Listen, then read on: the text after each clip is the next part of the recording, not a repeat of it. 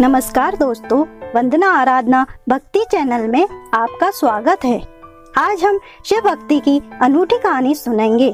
छोटी सी चिड़िया की शिव भक्ति की ये कहानी बड़ी प्रेरणादायक है। इस कहानी से आपको और आपका जीवन बदल जाएगा। आपके घर में भूखमरी कभी नहीं होगी और भोलेनाथ की कृपा से यह सीख मिलेगी कि बिना परिश्रम के जो भी फल प्राप्त होता है उसमें वो सुख नहीं मिलता है जो परिश्रम करके मिलता है।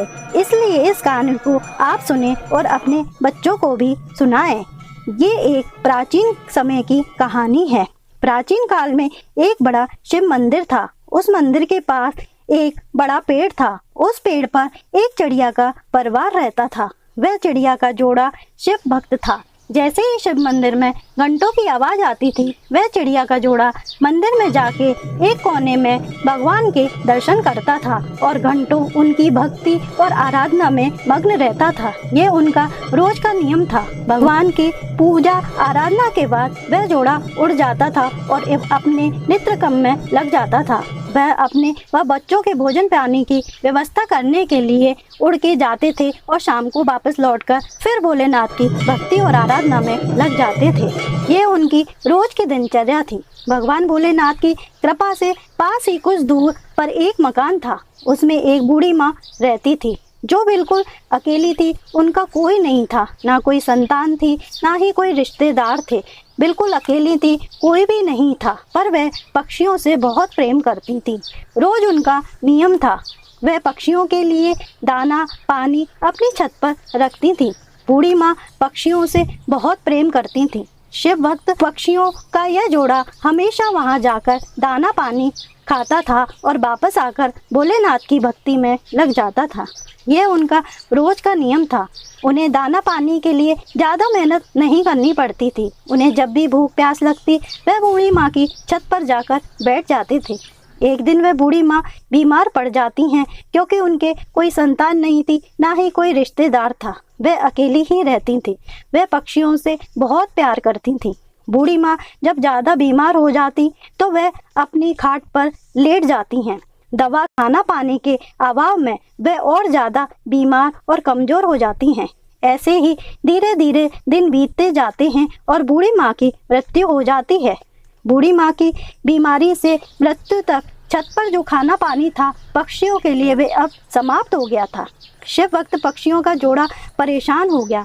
उन्हें रोज आसानी से बूढ़ी माँ की छत पे अपना भोजन मिल जाता था। दोनों आपस में बात करते हैं कि बूढ़ी माँ कहाँ चली गई, कुछ पता नहीं चल रहा। वह रोज कई चक्कर लगाते थे पर उन्हें वह बूढ़ी माँ मिलती नहीं थी और ना ही खाना पानी मिलता।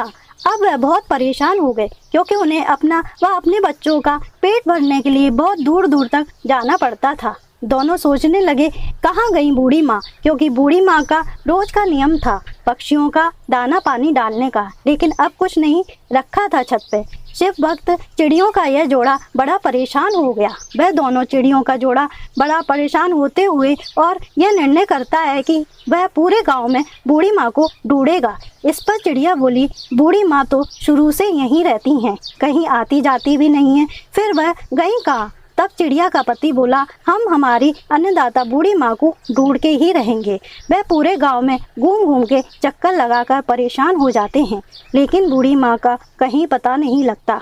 कुछ दिनों तक तलाश करके थक जाते हैं। निराश होकर अपने घोंसले में बैठ के आपस में बातें करते हैं कि बूढ़ी माँ के जाने से हम सब पक्षियों का इतना प्यार करने वाला कोई भी नहीं है जितना बूढ़ी माँ करती थी। आखिर हम उन्हें कहाँ ढूंढें। तब चिड़िया का पति बोला, हमने उन्हें सारे गांव में बूढ़ी माँ को ढूंढ लिया, पर एक ही जगह है जहाँ पर हमने उन्हें नहीं देखा। तब चिड़वा बोला, हमने पूरे गांव में बूढ़ी माँ को ढूंढ लिया, लेकिन एक जगह है जहाँ हमने बूढ़ी माँ को नहीं ढूंढा। तब चिड़िया बोली, हमने तो बूढ़ी माँ को पूरे गांव में ढूंढा है, कौन सी ऐसी जगह है जहाँ नहीं देखा। तब चिड़वा बोला, जहाँ हम बूढ़ी माँ हमें खाना पानी देती थी, क्या पता बूढ़ी माँ बीमार तो नहीं है। दोनों चिड़िया अपने घोंसले से उड़ के बूढ़ी माँ के घर पर बैठ जाती हैं। चारों तरफ चक्कर लगाती हैं, लेकिन उन्हें कोई दिखाई नहीं देता। तब वह दोनों चिड़िया का जोड़ा निर्णय लेता है कि हमें अंदर चलना चाहिए।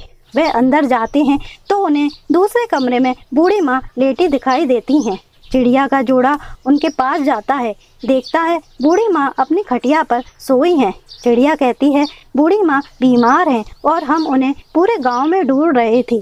तब वे पास जाकर देखते हैं बूढ़ी माँ के ऊपर मक्खियाँ भिनभिना रही हैं।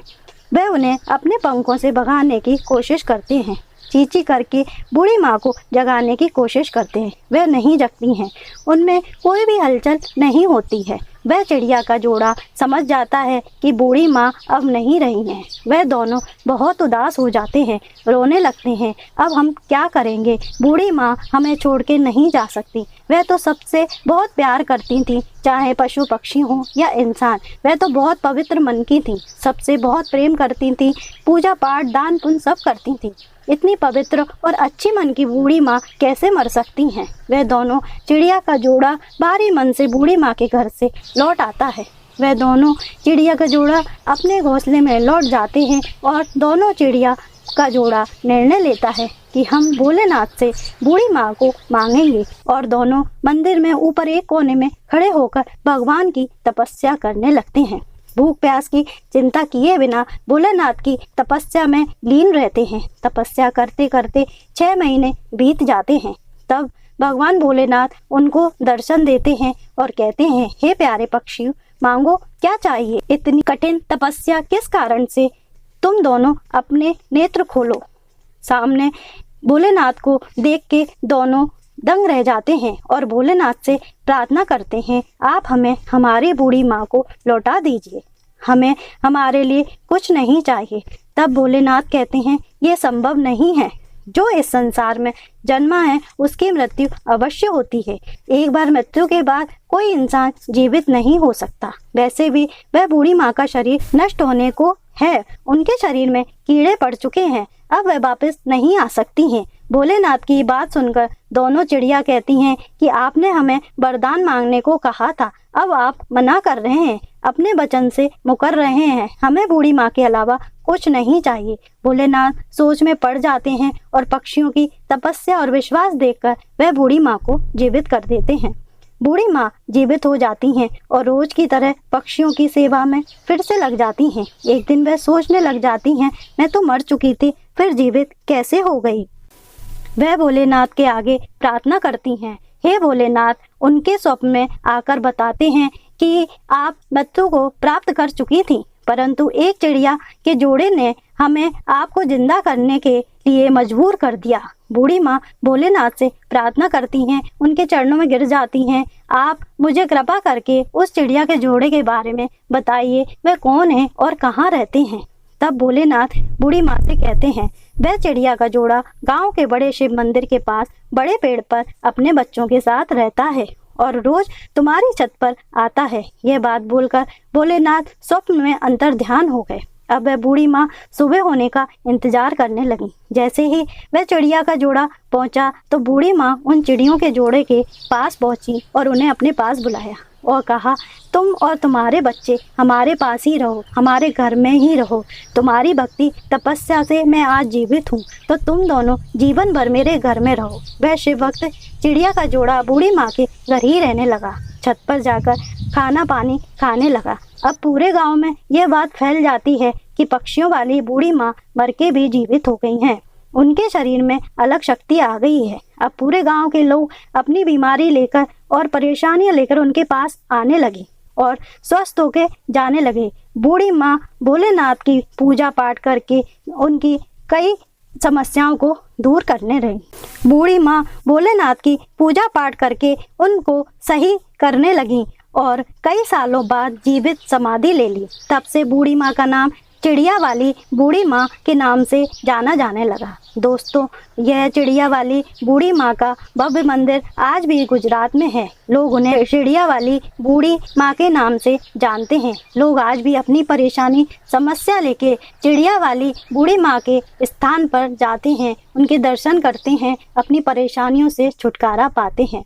तो दोस्तों, ये कहानी हमें ये शिक्षा देती है कि हमें कभी भी किसी पर पूरी तरह निर्भर नहीं रहना चाहिए। अपनी सुविधा के लिए दूसरों पर निर्भर हो जाते हैं और परिश्रम करना छोड़ देते हैं। अपने परिश्रम से पाया हुआ थोड़ा भी वो बड़ा आनंद देता है। जैसे वह चिड़िया का जोड़ा पूरी तरह से बूढ़ी माँ पर निर्भर था, परिश्रम नहीं करना चाहता था। बूढ़ी माँ की मृत्यु पर परेशान हो गया था और उन पर निर्भर था। परिश्रम से खाना पानी अपने बच्चों को खिलाना चाहिए था और उनका लालन पालन करना चाहिए था। दूसरा, भगवान की सच्ची श्रद्धा भक्ति से पूजा आराधना करने से भगवान उनकी इच्छा पूर्ण करते हैं। भगवान पर पूर्ण विश्वास और श्रद्धा रखने वालों के सारे कष्ट दूर होते हैं। किसी भगवान की पूजा भक्ति करें, पूरी श्रद्धा और भक्ति से करें, भगवान आपकी मनोकामना जरूर पूरी करेंगे। हे भोलेनाथ, इस कहानी को कहने और सुनने वालों पर आप अपना आशीर्वाद बनाए रखना और उनकी हर मनोकामना पूर्ण करना। आपको हमारा यह प्रयास कैसा लगा? हमारे चैनल को लाइक शेयर सब्सक्राइब करें और बेल आइकन को दबाएं। शेयर में कमेंट बॉक्स में जय भोलेनाथ, जय शिव शंकर और ओम नमः शिवाय लिखें।